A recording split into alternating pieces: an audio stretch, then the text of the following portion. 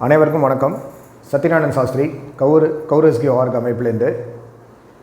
இந்த வீடியோனுடைய முக்கியமான நோக்கம், கடந்த 2 வாரங்களுக்கு முன்னால் நம்ம தருமபுரியில் போய் ஒரு சர்வே பண்ணி அதிலிருந்து சுமார் 40 மாடுகள் அங்கே இருக்கிறவங்களே வாங்கினதுனால நாம் அந்த மாடை காப்பாற்றினோம். சுமார் ஒரு 7000லேருந்து 7500 ரூபாய் நன்கொடை மூலமாக அங்கே ஒரு மிகப்பெரிய சேவை நம்மளால் பண்ண முடிஞ்சது. அதன் பிறகு வந்த ரூபாய்க்கு சில பசுக்கள் நம்ம காப்பாற்றினோம். இதனைத் தொடர்ந்து அடுத்த 2-3 மாதங்களில் சில சந்தைகளில் அதிகப்படியான எண்ணிக்கையில் பசுக்கள்லாம் விற்பனை ஆகிறதுக்கான வாய்ப்பு உண்டு. காரணம் என்ன அப்படின்னா, ஃபாரஸ்ட்டில் கிரேசிங்கானதை அலோவ் பண்ணலை. ஏதோ சில காரணங்கள்னால அரசில் தடை விதிச்சிருக்காங்க. அது மட்டும் இல்லாமல் பராமரிப்பு நிலையில் இருக்கக்கூடிய பிரச்சனைகள்னால மாடு விற்கக்கூடிய சூழ்நிலை உருவாகிட்டு இருக்குங்கிறது நம்ம கடந்த 10 நாளில் பண்ண சர்வேயில் தெரிஞ்சுது.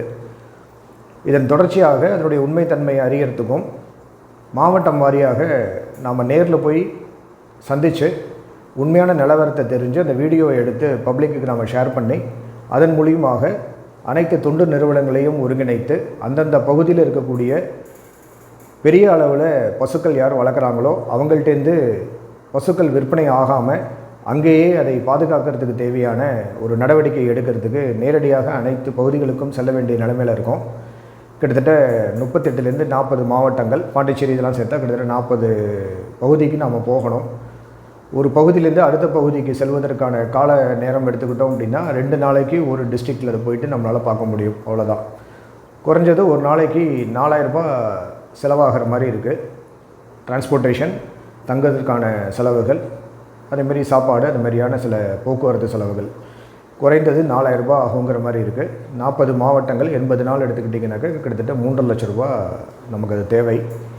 இதை பற்றின முழு தகவல்களும் இந்த வீடியோவோட டிஸ்கிரிப்ஷன்லேயும் கூடவே வாட்ஸ்அப்லேயும் நாம் கொடுப்போம்.